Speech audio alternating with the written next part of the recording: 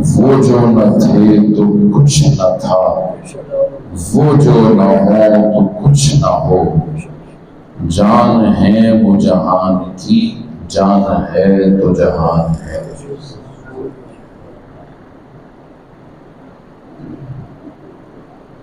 نہایت احترام سامعین و حاضرین، اللہ رب العزت کا یہ بے پایا لطف و کرم اور اس کا احسان ہے کہ جس کی توفیق سے آج ہم حضور پرنور شافی النشور محمد مصطفیٰ محمد مصطفیٰ صلی اللہ تعالیٰ علیہ وآلہ وسلم کے یوم ولادت و سعادت کے موقع پر سب جمع ہوئے ہیں، اور ہماری خوش نصیبی کہ آج ہماری عیدوں کی عید میلاد النبی بھی ہے صلی اللہ تعالیٰ علیہ وسلم، اور جمعہ وہ بھی عید ہے۔ جو کہتے ہیں کہ عیدیں دو ہی ہیں، ایک عید الفطر اور ایک عید الاضحیٰ شریعت کے اندر۔ بھائی یہ بھی تو حضور نے ہی ہمیں عطا کی ہے نا، یہ عیدیں بھی تو حضور نے دی ہے نا۔ اب عید الفطر ہے اور عید الاضحیٰ، یہ شرعی عیدیں ہیں، ان کا مقام، ان کا مرتبہ حضور کے فرمان کے مطابق اپنی جگہ ہے۔ حضور صلی اللہ علیہ وسلم کی جب ولادت و سعادت کا دن آتا ہے تو اس کو ہم عید کیوں کہتے ہیں؟ اس کو عید کیوں کہتے ہیں؟ عید کا معنی ہے خوشی، اس سے مراد وہ شرعی عید نہیں ہے، یہ وہ عید نہیں ہے جو مسلمان رمضان المبارک کے بعد یا عید الاضحیٰ کی 10 تاریخ کو مناتے ہیں، یہ وہ عید نہیں ہے۔ یہ عید بمعنی خوشی ہے، عید بمعنی خوشی ہے۔ جیسا کہ حضرت عیسیٰ علیہ السلام انہوں نے دعا کی، ربنا انزل علینا مائدۃ من السماء، اے ہمارے رب ہمیں مائدہ عطا کر، من اور سلوہ عطا کر، آسمان سے کھانا بھیج، تکون لنا، وہ کھانا ہمارے لیے عیدن، عید ہو جائے۔ اب جس دن اللہ کی نعمت آسمان سے کھانے کی صورت میں آئے تو وہ بنی اسرائیل کے لیے عید بنے، اور جس دن ساری کائنات اور دو جہانوں کے مالک آئیں، ہم تو مالک ہی کہیں گے کہ ہو مالک کے حبیب۔ جب حضور تشریف لائیں تو اس سے بڑھ کر خوشی کا دن کیا ہو سکتا ہے؟ بھئی اللہ رب العزت نے خود حضور صلی اللہ علیہ وسلم کی ولادت با سعادت ہوئی، کسی گھر میں بیٹی نہیں عطا کی، شرق سے غرب تک جو مائیں حاملہ تھی سب کے جو ولادت ہوئی وہ بیٹوں کی ولادت ہوئی، بیٹے عطا کی۔ ایسی بات نہیں ہے، بیٹی کے لیے تو خود حضور نے فرمایا تربیت کرو، پالو، شادی کرو، قیامت کے دن میرے ساتھ ہوگی۔ بیٹی کو عصمت، بیٹی کو عزت تو سرکار صلی اللہ علیہ وسلم نے دی۔ سیدہ کائنات تشریف لے آتی تو حضور اپنی نشست سے اڑ جاتے۔ یہ عزت کی عظمت میرے آقا صلی اللہ علیہ وسلم نے عطا کی۔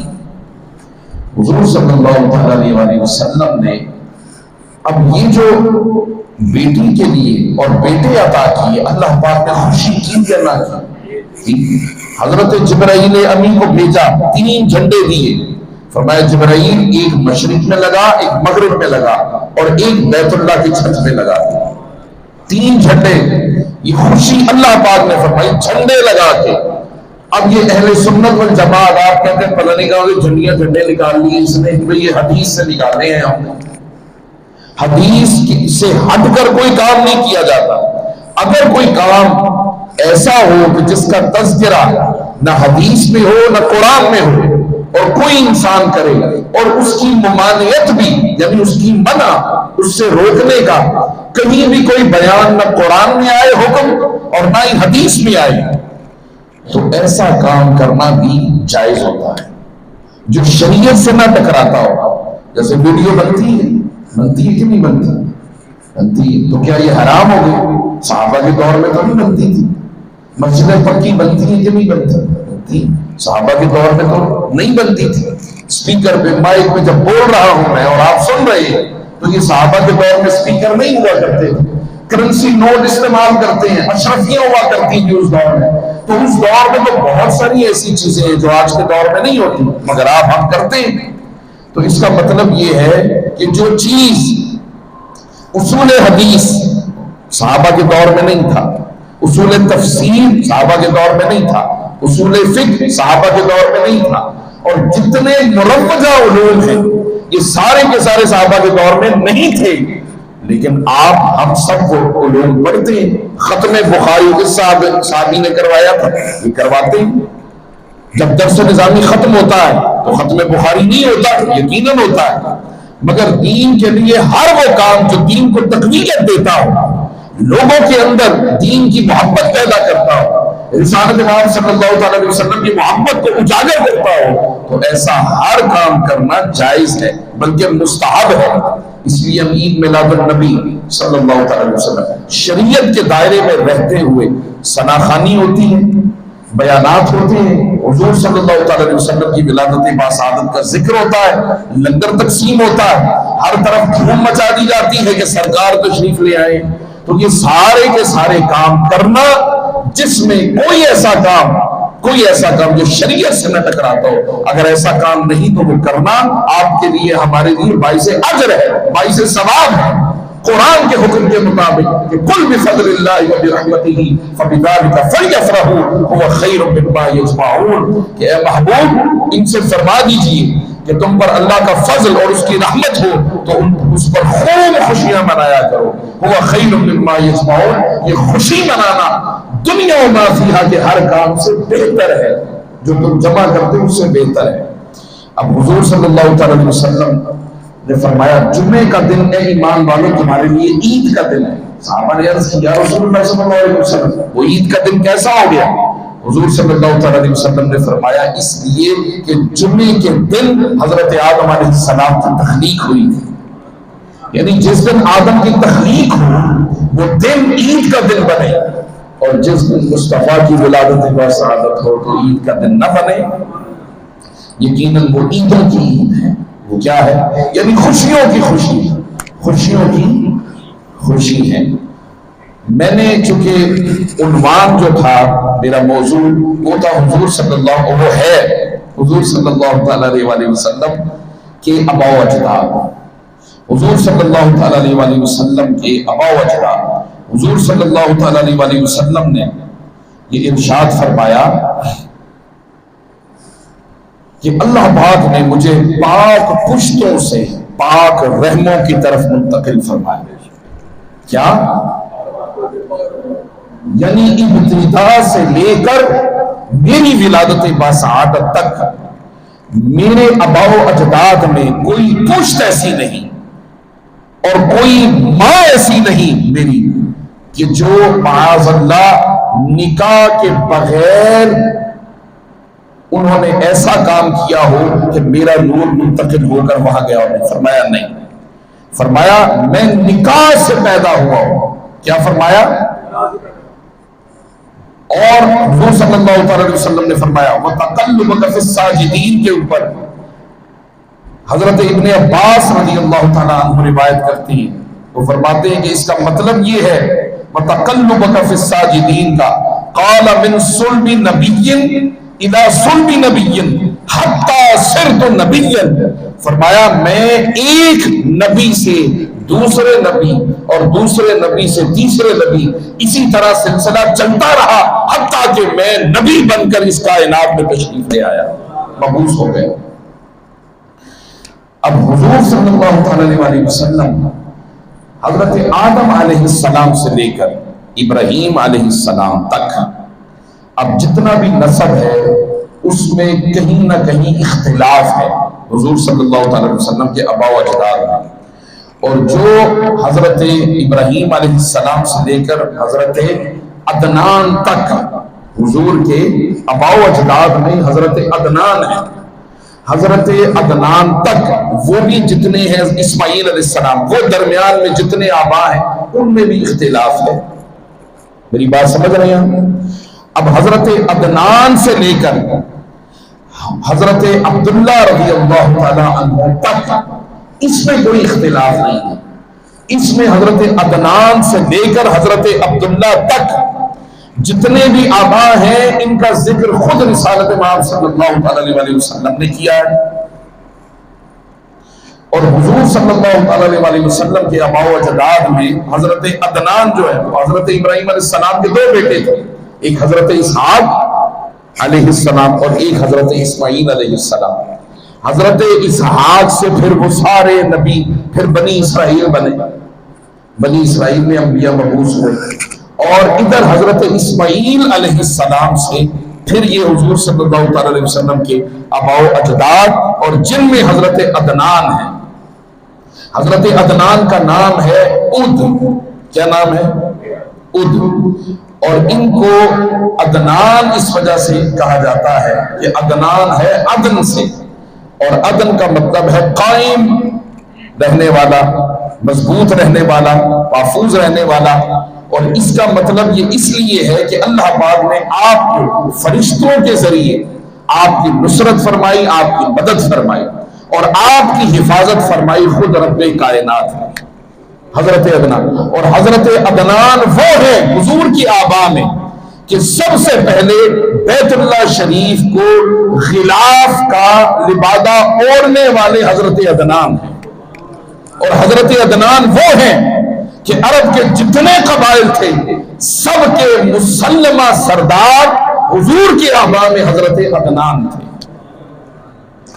اب حضرت عدنان عرب کے لوگوں نے حضرت شعیب علیہ السلام کو قتل کیا تھا.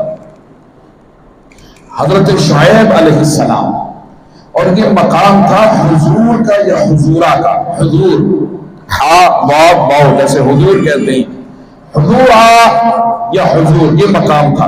یہاں حضرت شعیب علیہ السلام کو قتل کیا. اللہ رب العزت نے ایک نبی ہے حضرت ارمیہ علیہ السلام, اور ایک نبی ہے حضرت بلخیہ علیہ السلام.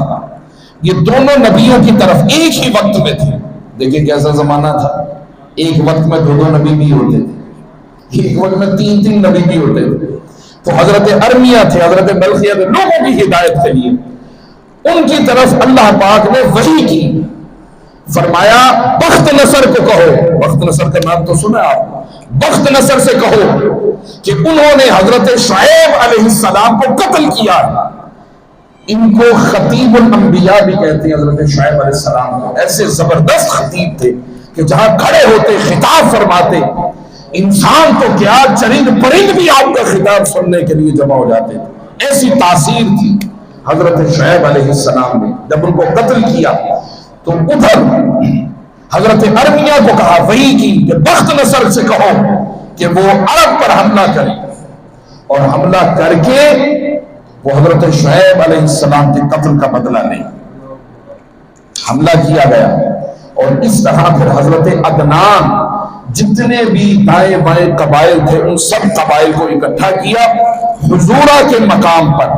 ہر شخص حضرت عدنان کے جھنڈے تلے آیا. آپ نے ان کے خلاف, بخت نصر کے خلاف بڑی جنگ کی, لیکن بخت نصر کا لشکر جرار ایسا تھا, اور پھر نصرت بھی تھی نا اس کے ساتھ, حضرت ارمیہ کو وہی آئی تھی, لہذا عرب کو ناکامی ہوئی اور بخت نصر اس کو کامیابی نصیب ہو گئی. اب حضرت عدنان جو ہے ان کے بیٹے ہیں حضرت معد. کیا؟ حضرت معد. اور حضرت معد کو معد اس وجہ سے کہتے ہیں, یہ واقعہ دونوں جو ہے نا باپ اور بیٹے کے درمیان ہے, اس لیے میں ساتھ ہی ان کا ذکر کر رہا ہوں. حضرت معد کا مطلب یہ ہے کہ حضرت معد جس جنگ میں بھی جاتے تھے اس جنگ سے جب بھی لوٹے ہمیشہ کامیاب ہو کر لوٹے. حضرت عدنان کے بیٹے تھے حضرت معد.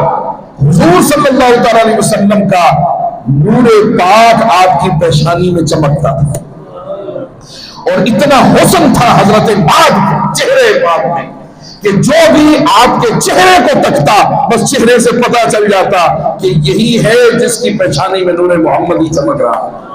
اتنا حسین چہرہ, لوگ آپ کی زیارت کے لیے آیا کرتے تھے. اور حضرت معد یہ ان کے لیے اللہ نے حضرت عدنان جب تھے تو بھیجا ارمیہ کو وحی کر کے بخت نصر حملہ کرے.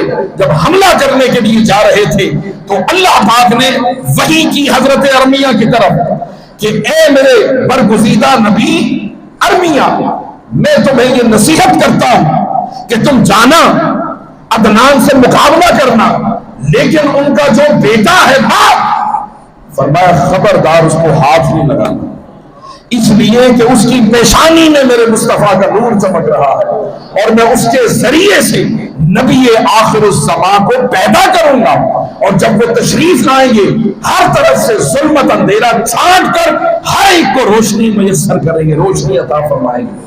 حضرت ماد اب جب جنگ ہو رہی تھی تو جنگ میں بخت نصر کو کامیابی ہوگی. اب جب کامیابی ہوئی تو بخت نصر تلوار لے کر حضرت ماد کی گردن پر آیا. حضرت ارمیہ نے روک دیا، فرمایا خبردار ان کو قتل نہیں کرنا. اور پھر جنت سے براق لایا گیا.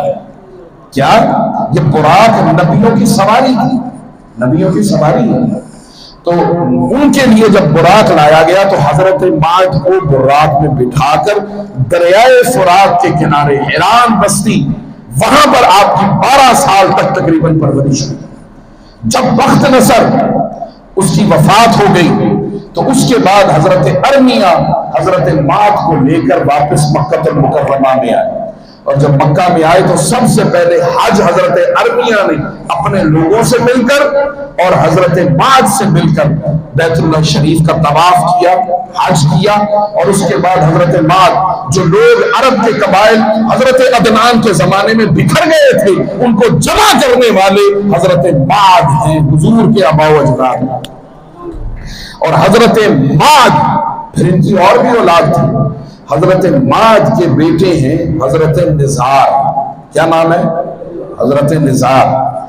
اور یہ جو نزار ہے حضرت ماد سے حضور صلی اللہ علیہ وسلم کا نور پاک وہ منتقل ہوا حضرت نزار میں.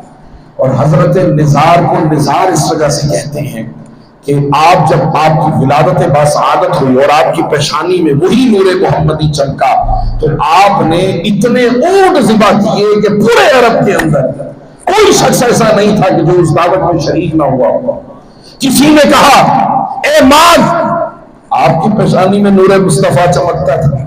اب جب وہ نور مصطفیٰ نزار کی پیشانی میں دیکھا تو لوگوں نے کہا ماد اتنا اللہ کی بارگاہ میں خرچ کیا ہے، لوگوں کو کھلایا ہے، پلایا ہے، اتنا کچھ. تو وہ فرمانے لگے یہ تو کچھ بھی نہیں جو نعمت اللہ پاک نے مجھے دی ہے. ابھی میرے مصطفیٰ تشریف نہیں لائے تو تشریف لانے سے پہلے ارے جس کی پیشانی میں نور مصطفیٰ فقط چمک رہا ہے اور جس کی صلب میں ابھی آیا ہے، ان کی عزتوں، عظمتوں، شرف اور بزرگی کا عالم یہ ہے کہ عرب کے اندر ابھی آمد نہیں ہوئی تو اتنی بڑی دعوتیں کہ لوگوں نے کہا اللہ کی راہ میں اتنا خرچ کیا ہے. تو وہ کہنے لگے یہ جتنی بڑی خوشی مجھے ملی ہے اس کے مقابلے میں تو میں نے کچھ بھی خرچ نہیں کیا. یہ جو نظر دی ہے اللہ کی بارگاہ وہی سے آپ کا نام پھر پڑا تھا نزار. اور حضرت نزار جو ہے ان میں پیشانی میں نور محمدی چمکا. پھر حضرت نزار سے حضرت مضر کی پیشانی میں چمکا. حضرت مضر جو ہے حضور صلی اللہ علیہ وسلم کے آباء و اجداد میں آپ کا مقام، آپ کا مرتبہ وہ ہے کہ حضرت مضر کے جو والد ہیں حضرت نزار، ان کے بارے میں کہا کہ وَكَانَ أَجْمَلَ أَهْلِ زَمَانِهِ وَأَكْبَرَهُمْ عَقْلًا. یہ جو نزار تھے یہ اپنے دور کے اندر عقل میں، تدبر میں، فہم میں، ادراک میں فرمایا اور حسن و جمال میں اپنے زمانے میں اپنا کوئی ثانی نہیں رکھتے تھے. یہ عالم ظاہری بات ہے کائنات کا سب سے حسین جو آنا ہے ان کی آباء و اجداد کو بھی حسین بنایا. اللہ پاک نے ایسا نہیں، لیکن چن چن کر میرے مصطفیٰ کو حضور نے خود فخر فرمایا.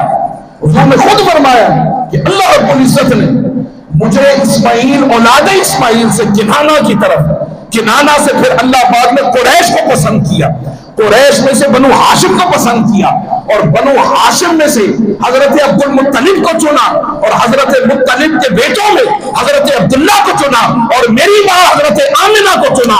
ارے جس کے آنے سے پہلے اللہ چن رہا ہے تو اس آنے والے کو کیسا چلا ہوگا، کیسا تراشا ہوگا، کیسا بنایا ہوگا، کیسا سنوارا ہوگا۔ اور حضرت جبرائیل امین آئے، عرض کی مولا تیرے محبوب کی ولادت کا وقت آ گیا ہے، تیرے محبوب کی ولادت کا وقت آ گیا ہے، کیا کیا جائے؟ زمین سے مٹی لے آؤ۔ فرمایا خبردار، یہ اب مصطفیٰ کی تخلیق ہونی ہے، اب مٹی زمین سے نہیں آئے گی۔ فرمایا جنت سے ٹکڑا لو اور زمین پر رکھ دو۔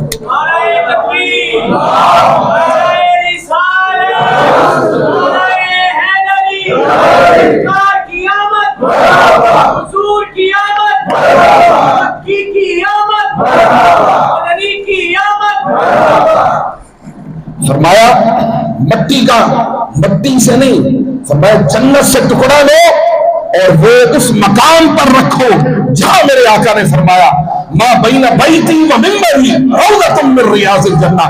فرمایا میرے گھر اور میرا منبر یہ جتنی جگہ ہے یہ جنت کے باغوں میں سے باغ ہے۔ فرمایا جو یہاں آ گیا، فرمایا وہ جنت میں آ گیا۔ اب وہ ریاض الجنہ وہ ٹکڑا وہ جنت سے آیا ہے، اور جنت سے جب لایا گیا فرمایا ہاں وہ جنت کا ٹکڑا رکھو، اور جنت کا ٹکڑا رکھ کے میرے محبوب کی مٹی لے کر آؤ۔ وہ مٹی لائی گئی، باری تعالیٰ لے آئے، اب کیا کریں؟ فرمایا جنت کی نہروں میں گوندا جائے تاکہ اس کو روشن کیا جائے۔ وہ جنت کی مٹی مزکہ مصفہ مجلہ نہیں ہوگی تو اور کون سی جگہ ہوگی؟ وہاں تو ناپاکی کا تصور ہی نہیں ہے۔ جہاں تصور تھا وہ تخلیق مصطفیٰ کے لیے، اللہ پاک نے اس کو پسند ہی نہیں فرمایا۔ فرمایا جنت سے مٹی آئے گی، اور جب جنت سے مٹی لائی گئی اور نہروں میں گوندی گئی اور اس میں جب اور چمک دمک قائم ہو گئی تو پھر رب کائنات فرمایا اب جبرائیل تو ایک طرف ہو جا، ہم اپنے محبوب کو بناتے ہیں، سنوارتے ہیں، باکمال کر کے دنیا میں بھیجتے ہیں، اور ایسا حسین بنا کر بھیجتے ہیں کہ اس جیسا حسن کائنات کے عالم پست و بالا میں تصور ہی نہ کیا جا سکتا۔ وہ بھیجا ہے حسین بنا کر، کس نے؟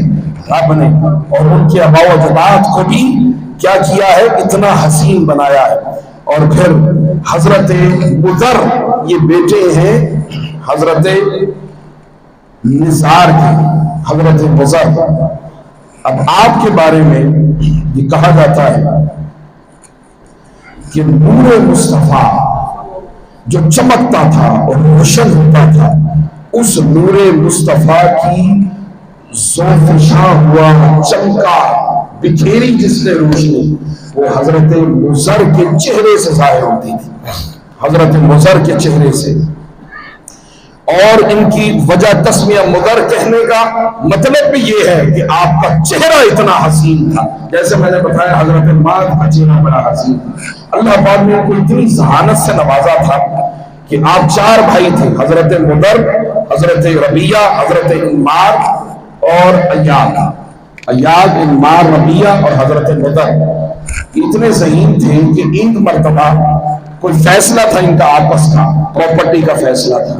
پراپرٹی کا فیصلہ نہیں ہوتے، پراپرٹی کا مسئلہ تھا، تو وہ چاروں بھائی پراپرٹی کے مسئلے کے لیے کسی کے پاس گئے، مگر خود ذہانت کا یہ عالم تھا کہ وہ جس راستے سے گزر رہے تھے وہاں راستے میں انہوں نے دیکھا کہ کچھ نشان نظر آئے، تو حضرت مضر نے کہا یہاں سے ایک اونٹ گزرا ہے، اور جو اونٹ گزرا ہے وہ اونٹ لنگڑا تھا۔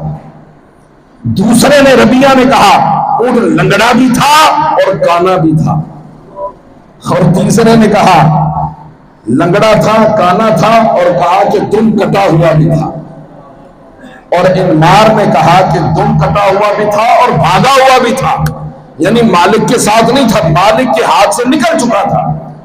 اب یہ مسئلہ سب نے ڈسکس کیا، تھوڑا سا آگے گئے تو وہ اونٹ کا مالک بھی مل گیا۔ جب اونٹ کا مالک ملا اس نے کہا تم نے یہاں پر کوئی میرا اونٹ دیکھا ہے؟ تو فوراً ایک بھائی بولے، وہ کہنے لگے آنکھ سے کانا تھا، کہا ہاں، کہا ٹانگ سے لنگڑا تھا، بالکل لنگڑا تھا. کہا کہ وہ دم کٹا تھا، دم کٹا تھا. بھاگا ہوا تھا، بھاگا ہوا تھا. انہوں نے کہا اس کا مطلب ہے تم نے میرے اونٹ کو دیکھا.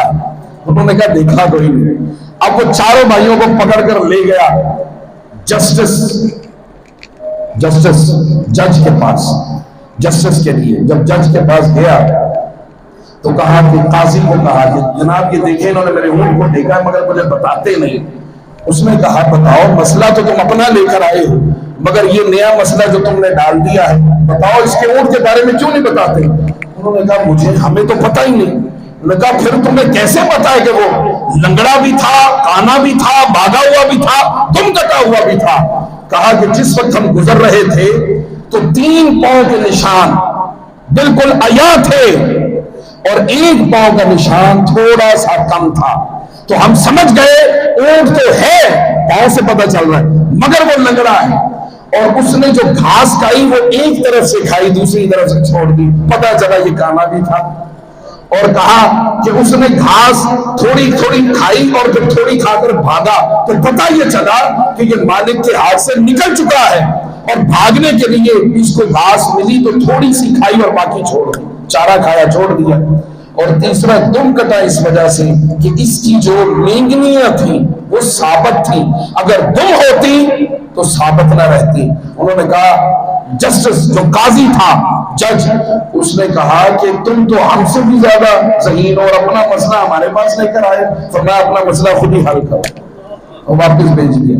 یہ حضرت مضر وہ ہیں اللہ پاک نے آپ کو ذہانت اور فطانت سے نوازا. حدیث شریف میں آیا ہے کہ حضور صلی اللہ تعالی علیہ وسلم نے فرمایا ربیہ کو اور مضر کو برا بھلا مت کہو. کیا برا بھلا مت کہو؟ فرمایا وہ حضرت اسماعیل علیہ السلام کے دین پر تھے اور فرمایا وہ دونوں مومن تھے، وہ دونوں مومن تھے. حضور نے فرمایا میرے اجداد میں جس صلب اور جس پشت میں رہا فرمایا وہ ایمان والے تھے. وہ کون تھے؟ اور ملت حنیفیہ پر تھے.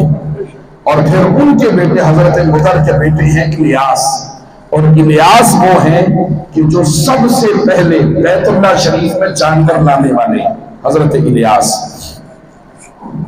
ان کے بارے میں رسالت مآب صلی اللہ علیہ وسلم نے فرمایا لا تسبوا الیاس فإنه كان مؤمنا وكان في العرب مثل لقمان الحکیم فی قومه. فرمایا الیاس کو برا بھلا مت کہو، وہ اپنی قوم میں ذہانت و فطانت میں ایسے تھے فرمایا جس طرح اپنی قوم کے اندر لقمان حکیم تھے. یہ ان کا مرتبہ تھا اور آپ کا عالم یہ تھا کہ آپ کی عزت پورے عرب میں تھی اور آپ فیصلے فرمایا کرتے تھے. یہ مقام و مرتبہ. حضرت الیاس کے بیٹے ہیں حضرت مدرکہ، اور مدرکہ اصل نام ہے ان کا عمر، اور ان کے حضرت الیاس کے 2 بیٹے تھے. ایک بیٹے کا نام تھا عمر اور ایک کا نام تھا عامر. اب عمر کا نام مدرکہ اس وجہ سے پڑا یعنی ادراک کرنے کا عالم، سوچ بچار، تفتیش کرنا سمجھ بوجھ کے ساتھ، اس کو کہتے ہیں مدرکہ. اور آپ کے دوسرے بھائی کا لقب تھا، کہا جاتا تھا طابخہ. ان کو مدرکہ اور طابخہ اس وجہ سے کہا جاتا تھا کہ ایک مرتبہ دونوں بھائی شکار پر گئے اور شکار پر جا کر انہوں نے شکار کیا. جب شکار کیا تو پکانے لگے. اب پکاتے پکاتے اچانک ایک خرگوش آیا تو اونٹوں کو باندھا نہیں تھا، کھلے ہوئے تھے. خرگوشوں کی وجہ سے اونٹ بتکنا شروع ہو گئے اور بھاگ کھڑے ہوئے. دونوں بھائیوں میں سے ایک نے کہا کہ ایک کھانا بنائے گا اور دوسرا اونٹوں کا پیچھا کرے گا. تو بتاؤ حضرت مدرکہ جو حضور کے آبا میں ہیں انہوں نے کہا کہ اونٹوں کے پیچھے میں جاتا ہوں اور تم کھانا بناتے ہو. اب کھانا بنانا اس کو بنانے والے کو طابخہ کہا. کیا کہا؟ طابخہ. جب واپس لوٹے اور سارا واقعہ حضرت الیاس کو بتایا تو انہوں نے فرمایا کہ اے عمر تو مدرکہ ہے کہ تو اونٹوں کو تلاش کرنے میں فہم و ادراک اور بصیرت رکھتا ہے اور تو طابخہ ہے، کھانے پکانے میں تیرا کام. یہ حضرت مدرکہ. اور حضرت مدرکہ کے بیٹے ہیں حضرت خزیمہ. کیا نام ہے ان کا؟ حضرت خزیمہ. اور حضرت خزیمہ بھی پورے عرب کے اندر اللہ رب العزت نے آپ کو بڑا مقام اور مرتبہ عطا فرمایا تھا، حتیٰ کہ لوگ اسی طرح جیسے حضور کے آباء و اجداد میں دوسرے فیصلے فرمایا کرتے تھے، اسی طرح آپ بھی فیصلہ فرماتے تھے۔ حضرت خزیمہ کے بیٹے ہیں کنانہ، آپ نے سنا ہوگا، کنانہ کہتے ہیں ترکش کو، کیا کہتے ہیں؟ ترکش کہتے ہیں کہ ترکش بھی کہہ سکتے ہیں آپ، ترکش جیسے کوئی کور ہوتا ہے نا جس میں تیر رکھے جاتے ہیں، تو اس کو کہا جاتا ہے کنانہ۔ کیا کہا جاتا ہے؟ کنانہ، جس میں تیر رکھے جاتے ہیں۔ اور جس میں تیر رکھے جاتے ہیں وہ اس کا مطلب یہ ہوتا ہے کہ آپ کو کنانہ کہنے کی وجہ یہ تھی کہ آپ اپنے جود و سخا سے، اپنی رحم دلی سے، اپنی سخاوت کے ذریعے لوگوں کو جمع رکھتے تھے اور لوگوں پر کرم نوازیاں فرمایا کرتے تھے اور خرچ کیا کرتے تھے اور لوگوں کی ضروریات کو حضرت کنانہ پورا کیا کرتے تھے۔ اور یہ حضرت کنانہ وہ ہیں کہ جو نیکی اور احسان کی تبلیغ کرتے تھے، اور حضرت کنانہ وہ پہلے شخص ہیں جو رسالت مآب صلی اللہ تعالیٰ علیہ وسلم کی آمد کی خوشخبری سناتے ہیں، حضرت کنانہ۔ اور حضرت کنانہ کے بیٹے تھے، ان کا نام تھا نضر۔ اب یہ بات آخری میں کرنے کے بعد یہاں چھوڑوں گا، باقی آباء و اجداد جو ہیں وہ انشاءاللہ آئندہ جمعۃ المبارک میں بیان کروں گا۔ حضرت کنانہ کے بیٹے ہیں نضر، اور نضر کی والدہ کا نام ہے برہ بنت مر بن عدل بن طابخہ۔ اب ان کے بارے میں، حضرت نضر کے بارے میں جو حضور صلی اللہ تعالیٰ علیہ وسلم کے نسب پر اعتراض کرتے ہیں وہ حضرت نضر ہے۔ وہ کہتے ہیں کہ دور جہالیت کے اندر حضرت کنانہ جو نضر کے والد تھے، انہوں نے شادی کی تھی حضرت خزیمہ کی بیوہ کے ساتھ۔ میری بات سمجھ رہے ہیں؟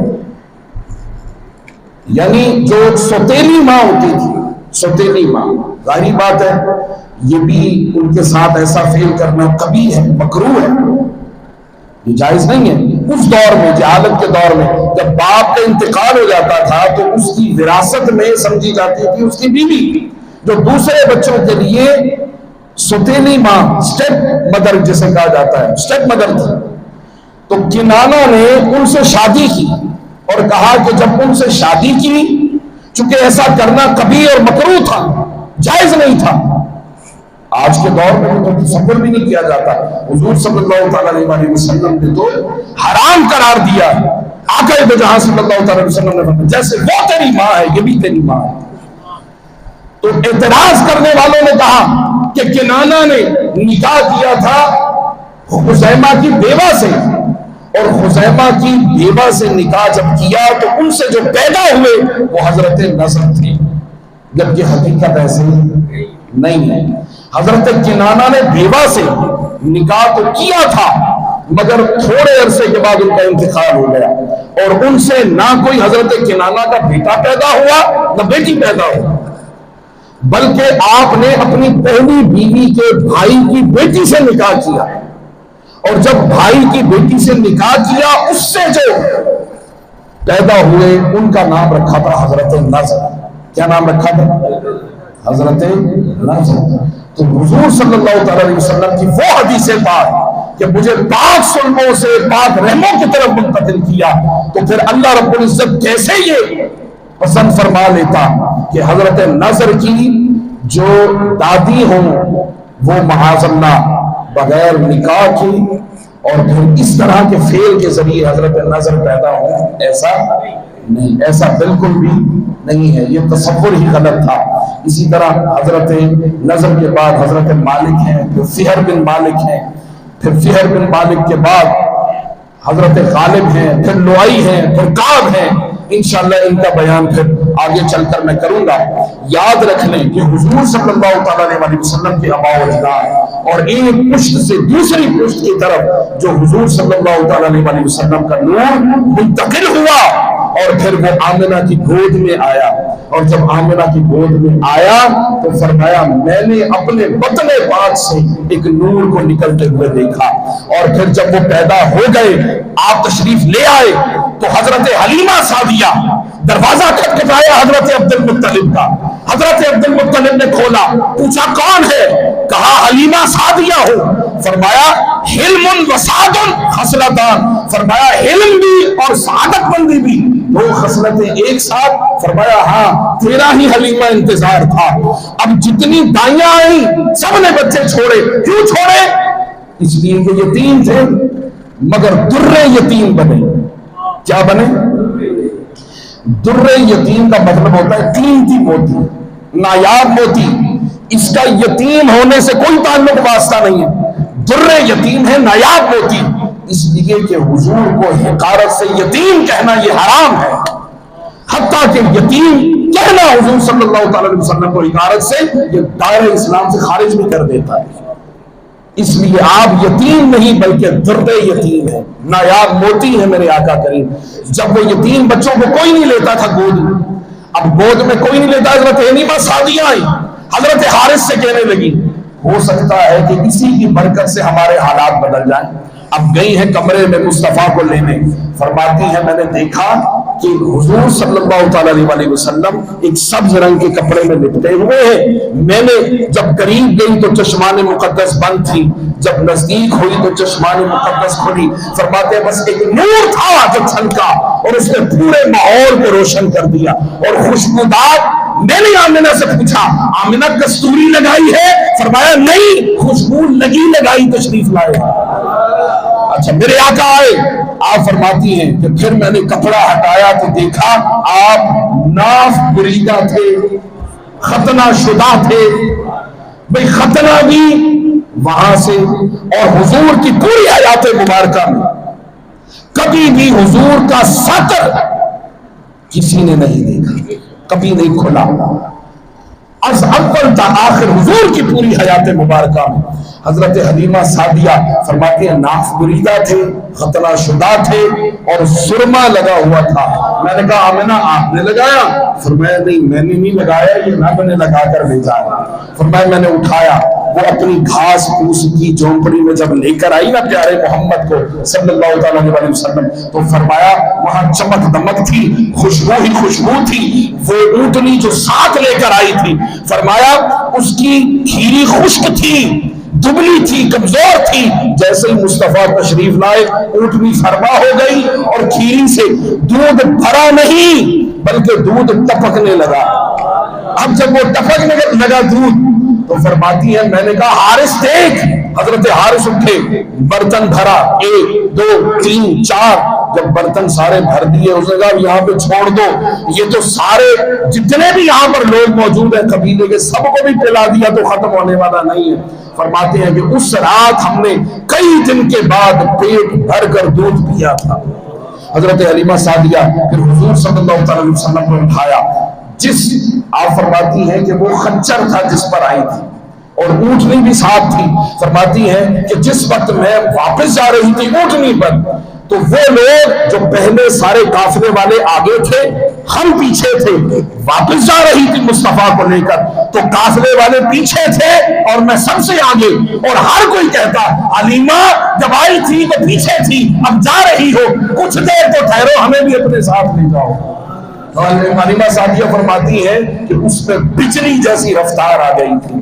مصطفیٰ جو آ گئے کہ مصطفیٰ جو تہاڈے اندر تشریف لے آئے نے ساڈے تہاڈے اندر بجلیاں کیوں نہیں؟ پھر حضور صلی اللہ علیہ وسلم جس بیمار تے اپنا دستے اقدس رکھ دے، فرمایا اگر کوئی بیماری ہوتی فرماتے دستے اقدس کرنے سے بیماری دور ہو جائے گا۔ فرمایا ننھا ہاتھ تھا میرے مصطفیٰ کا، جس بکری اور جس اونٹنی کو دودھ نہیں آتا تھا، کھیری خشک ہوتی، مصطفیٰ کا دست اقدس رکھتا، وہ لبالب دودھ کے ساتھ کھیری بھر جایا کرتی تھی۔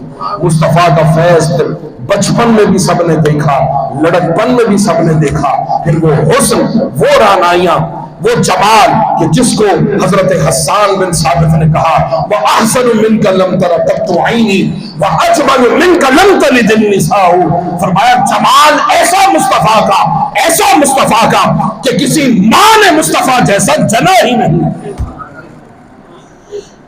لم تر قط عینی واجل منک لم تلد النساء خلقت مبرئا من کل عیب، فرمایا ہر عیب سے مبرع مصطفیٰ کو پیدا کیا. کأنک قد خلقت کما تشاء، ایسا تخلیق فرمایا گویا کہ حضور نے جیسا چاہا اللہ نے ویسا بنایا. اب جب حضرت حسان بن ثابت کہہ رہے تھے کأنک قد خلقت کما تشاء، جیسا آپ نے چاہا یا رسول اللہ ویسا اللہ نے بنایا، حضور کہہ دیتے نہیں بھئی جیسا اللہ نے چاہا ویسا ہی ہوا، میرے چاہنے سے کچھ نہیں ہوتا. نہیں، حضور نے مسکرائے اور داد دی سبحان اللہ. منبر پر حضرت حسان بن ثابت ہے، حضور نیچے ہے اپنی نعت سننے کے لیے، نیچے بیٹھے، ابو بکر نیچے، عمر نیچے، عثمان نیچے، علی نیچے، حضرت حسان بن ثابت اوپر. منبر پر جلوہ فرما ہے اور منبر پر حضور کی تعریفیں کرتے ہیں. حضور نے فرمایا حسان جب میری نعت پڑھتا ہے نا تو اس وقت دشمنوں کے کلیجوں میں تیر لگتے ہیں اور اپنوں کے دل حسان کی نعت سن کر ٹھنڈ پڑتی ہے، ٹھنڈے ہوتے ہیں. تو نعتوں سے جس کا دل ٹھنڈا ہو سمجھ جائیں اپنا ہے، اور جس کے دل میں تیر لگے تو سمجھ جائیں وما علینا الا البلاغ.